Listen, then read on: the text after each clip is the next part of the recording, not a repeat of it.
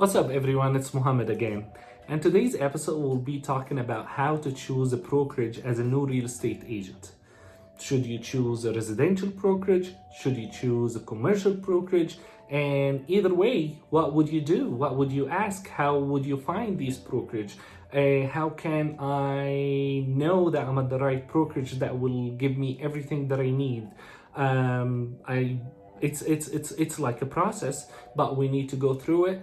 And since we're right here, since you already got your license, since you're good to go now and ready to be an agent and ready to be on the ground and ready to do your job, so just listen to those few steps. Personally, I had to go through it with interviewing with all these brokerage. So let's get started. All right, so let's start with the first point here. So me personally, when I started my real estate career, I chose to go with a residential brokerage.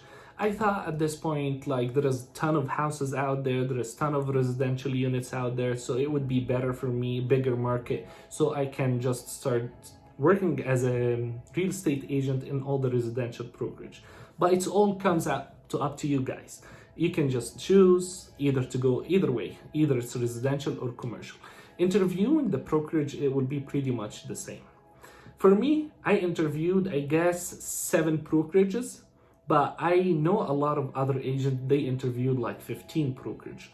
There is certain things that you guys need to go through it, like with the brokerage, what you need to ask them, what kind of questions that you even need to ask. And at this point, I just need to give you guys like a side advice that you guys gotta remember before you even start going into this career. It's a tough career, it's a tough business, it's not an easy business. Some new agent could start like literally for like 6 months, they haven't got any kind of deal or they haven't closed any kind of transaction. It's very tough business. But the cool part about it, that there is always enough for everybody. You don't have to feel that, oh man, once I start this career, I wouldn't even be able to get one sale. There is a lot of people that have been doing it for like 20 years. There is people been doing it for even more than this. How can I get my first transaction? No, believe in yourself and you will get your first transaction. You will close your first deal. This market, as tough as it is, but there is always enough for everybody. So just be confident. Make sure that you do your due diligence and looking for the right brokerage to start, because the first couple of years for you guys will be pretty much everything for you. You will learn, you know the ropes, you will know what to do, what you're not supposed to do. A good brokerage should walk you through all of that, especially when you have a good managing broker, or if you're having a mentor, which we'll talk about it later. All these kind of things is very, very important, because the first couple of years, you have to be supervised with your managing broker before you even be on your own, or you start your own brokerage, or even have like your independent kind of brokerage license. So you can do this. The first 2 years, you definitely can quit this brokerage, but this is still the same. You need to learn a lot the first couple of years before you start be on your own, or even if you decided to start like your own brokerage company and you don't need to work for nobody else. All right, so the first thing that you guys need to remember is, like, when you interview any kind of office, the same way that they are interviewing you, you are interviewing them as well. So you need to make sure that you ask as many questions as you want. And I actually wrote it down for you, like I have a list for this question, that the most important question in my point of view that you guys could ask, and you can just get some answers for it. Remember that they are trying to recruit you. You are new to the business, you will be working so hard, you will be taking all the hard work, you will get out of your way just to close your first transaction and see how's that feel and what you need to go through, how you do it. Everything you guys learned in the school would be helpful, but really when it comes to real estate and real life practicing real estate, there is a lot of things will be different than what you guys learned in the school, because real life real estate is a little bit different than what you guys taught in the real estate. The real estate school pretty much teach you like the main concepts, but it doesn't walk you through the whole entire process, what you guys need to do to be a very successful agents, and you just go out there and kill it. So I made for you guys like a quick list for the questions that I personally asked when I started my real estate career. So the first one is like, you gotta ask what you guys do to help like new agents. This is a very important point. Like, what kind of training, especially with COVID right now? Do we get like Zoom meeting? Do we get like Microsoft Team meetings? How it works? Do we get some kind of assignment to see that what we're doing is really works and it really helps us to be a better agents and gets us out there and gets us in front of everybody? Or just like training for like 45 minutes, you guys need to do this, you guys need to do that. Like, know exactly in deep details what these offices will offer you, and start comparing the offices, all of them together, and see which one would be a great fit for you. So was one of my questions. The second question that I did ask, if I get a mentor to teach me how to do contracts, how to write an offer, what I supposed to do if my buyer liked the properties, should we write the offer this way or that way? A lot of details would be very, very helpful when you guys get a mentor. So mentor is very, very, very important, especially if you start in like freshly new in the real estate and you need to learn everything about this career. You definitely need a mentor. The second thing would be the fees. What kind of fees do I owe? There is a monthly fee. Do I have to pay? And if there is one, how much is it? And what you guys will give me with this fee? Like, this is just for printing materials, this is for my brochures, this is for my flyers. What this fee exactly would be? Or this is just for the office, or like a little cubicle and just the phone? So what exactly this fee will go for? And the other thing will be the split. What's the split will be? There is a lot of companies out there, especially the big franchise company. For the new agent, they might start like 55% to 45%, which is a killer, which I don't even recommend it to anybody to go for this very tiny split. But by the end of the day, you'll be taking 55% and the company will be taking 45%. So this is another thing. And my recommendation and my advice on this one will be, usually go anywhere between like 65 to 35%, 70 to 30. Even if it's better than this, 85 to 15. This one is very rare, but the more that you get for yourself is better. But you can give up some of this percentage for like the mentoring system, for the training, for if they teach you a lot of things like as a new agent. So if you feel that, all right, I need to give like 5 or 10 or 15% more of my commission in the first like 6 transactions, in the first year, in the first 2 years even, that's no problem, because you will need to learn a lot of things so you can do it the right way and you don't just do anything like according to your knowledge without any kind of training or mentoring at that time. So the split is very, very important. Another thing that I need to talk about it is the franchise fee. There is a lot of companies will do the split. Let's say the split will be 70-30. You as an agent will get 70%, the company will get 30%.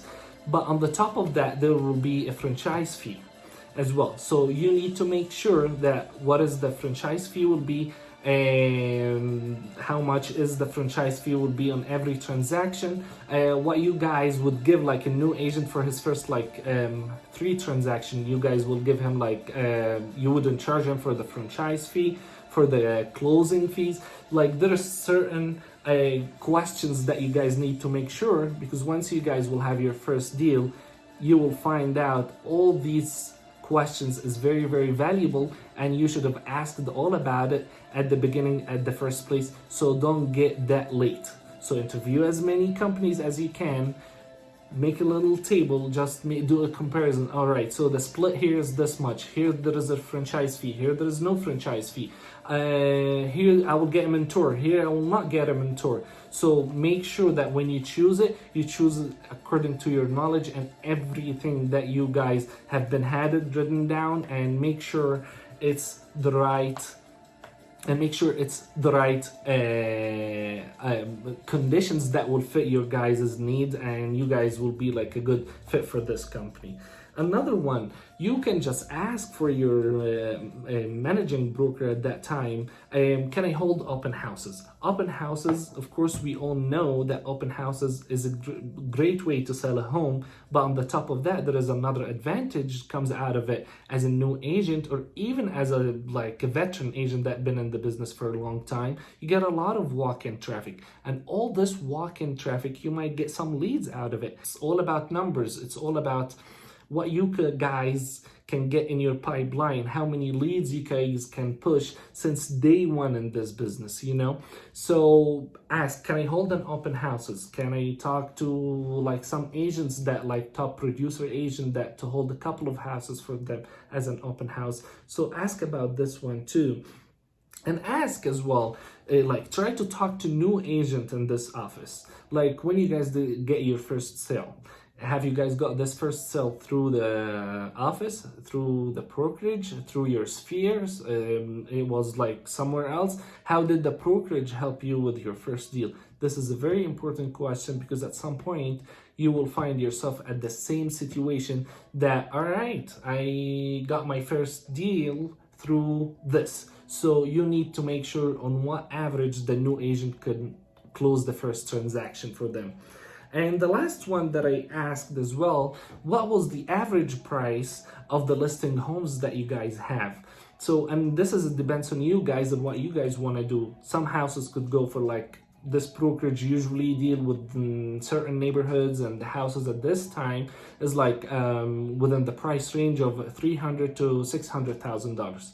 Do you want to work this neighborhood? Do you want to work a little bit better than this? So it's all up to you, of course, but make sure that whatever homes, whatever listing at this neighborhood with a price range that you guys want to work at, this is what fits your criteria. Another thing that you guys gotta remember here when you choose your brokerage, some offices will tell you that we will supply you with leads, we'll give you leads that you guys can call and you can close your transaction.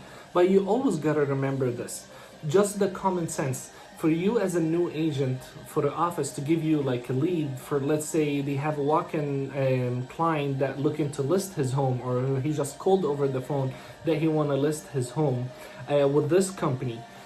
Just why the office will give you as a new agent this lead that you might screw it up because you're a new agent, you don't know a lot of things, then give it to somebody else that been in the business for years. So pretty much when a company tells you that you guys, all right, we'll give you leads, we'll supply you with leads, and that will help you to get your first transaction and all of that, usually those leads are not the best leads in a way or another. So because it's like what I said, it's common sense. I can give the same exact lead to an older broker that has been in the business for a long time, and I know that it will go smooth and nothing will screw it up and it will be good to go. So it's pretty much all comes back to you guys. This is a very, very hard business, and it's very tough, and it needs some kind of certain personality that has to be existing so you can do really, really, really good in this business. A lot of people can do this business, but not everyone can do this business. Because at the beginning, you probably will have to do a lot of phone calls, cold calling, cold fistfuls, cold expireds. You will find out that there is a lot of people that will get really mad over the phone. So first of all, you have to pick up the phone and make this phone call, and you don't have to get shy, you know. You gotta expect everybody, like, you never know what's everybody else out there been going through, you know. Some expireds that people that you talk to and they are really mad, of course, because their house didn't sell at the price that they want, or the agent did something, or you never know what's behind the scenes. But at this point, they are really frustrated with everything. They hate all the real estate agents at this point. So you gotta make sure, how can I handle this objection? How can I talk to them? How can I understand your frustration and I understand where you're coming from, but not all the real estate agents are the same. So you guys gotta get out there. Don't feel shy, feel confident. Nobody would ask you how long have you been in business. Nobody will ask you, have you sold a home like this before? So don't expect that these questions will come your way, because it's not gonna come your way. have a confidence. If you have the enough confidence in yourself, nobody will even question you twice. How long have you been in business? Otherwise, people would be like, we would love to work with you. So this is pretty much all of it, guys. I hope the video was a little helpful for you, and I hope that you guys get some kind of tips out of it that might help you interviewing a new brokerage. And please let me know if you guys have any kind of questions, or if you guys interested to know something else. That helps me personally a lot. So please just comment below and let me know what you guys need to hear or listen in the next few videos. Thank you so much.